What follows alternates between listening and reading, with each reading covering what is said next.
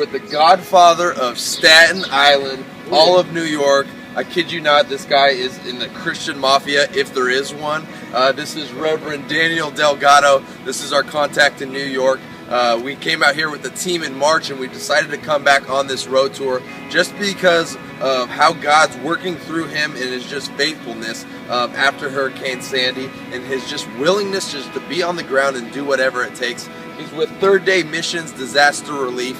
It's 7 months later after the storm, but there's still a huge need. What's the big need right now, and how are you guys going to go about it, and what's the attack as of now?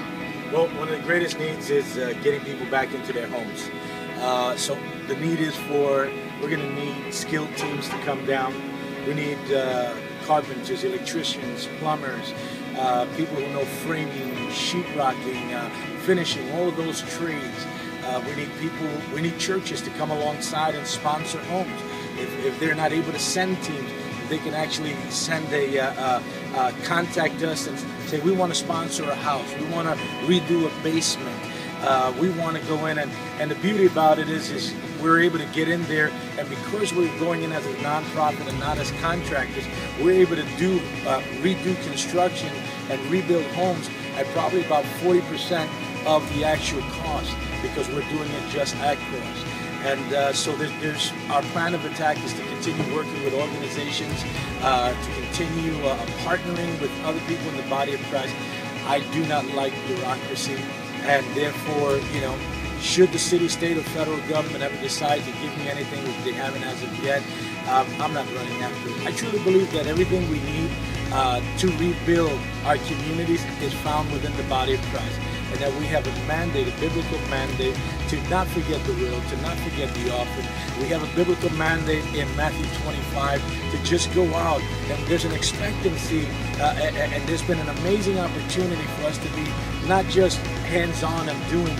We've been a prophetic witness and a prophetic voice for those who don't have. So rebuilding these homes, rebuilding lives, we like to say, one home at a time. And that's how we're going to continue attacking it, just reaching out, connecting with different people in the body of Christ to just come in. And we're working with all kinds of faith groups that have come in from all different conferences, from all different denominations, from independent churches, apostolic churches, you name it. We'll work with everyone who has a heart to just serve the community. So one of the coolest things I've ever heard Rev say, we just were having breakfast, and he said, ministry is a business, but it's God's business. And with God's business, unlike any other business in the regular world, unexpected things happen. Some crazy things happen that wouldn't happen in the normal business world. Why? Because God's hands are in it. We're his ambassadors. We're the ones that are supposed to go out being his hands and feet. And when you're walking in the way of Jesus, that's when all of a sudden unexpected things are going to happen.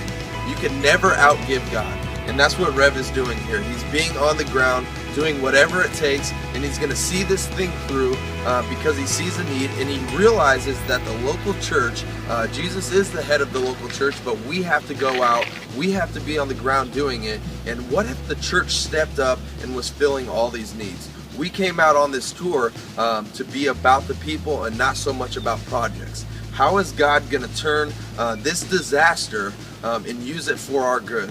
And it's through people like Rev, and it's through teams that are going to come and partner with him, and that's how he's going to do it.